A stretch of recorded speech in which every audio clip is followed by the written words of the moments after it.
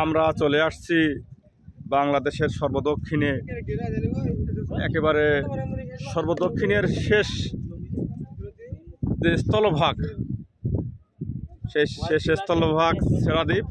আমরা এখানে চলে আসছি, আমাদের সফর সঙ্গী যারা ছিল সবাই আমরা একসাথে এখানে আসছি। আপনারা দেখতে পাচ্ছেন ছেড়াদ্বীপের মধ্যে আমরা অবস্থান করছি। আর এই ছেড়াদ্বীপে এখানে এখন একটু পর্যটকের সংখ্যা কম আছে, সকাল টাইম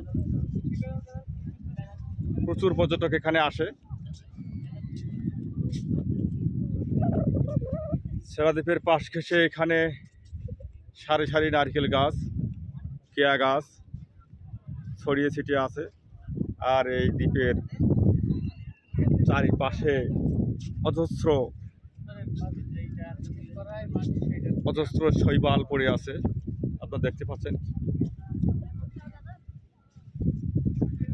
মূল ভূখণ্ড থেকে ছেড়াদ্বীপ আরও একটু দূরে। আমি আপনাদের দেখানোর চেষ্টা করতেছি দূরের যে বীজটা, একেবারে আরও অনেক দূরে ছবিতে দেখা যাচ্ছে। এটাই হলো ছেড়াদ্বীপ। আমাদের অবস্থান এই ছেড়াদ্বীপের এই পাশ পর্যন্ত, এরপরে আর এখান থেকে পর্যটকদের যেতে দেওয়া হয় না।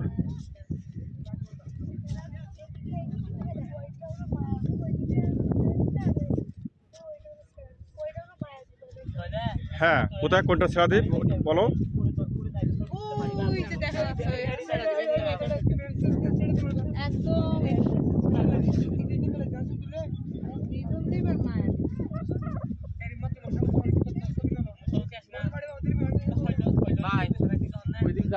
হ্যাঁ, চলেন যাই।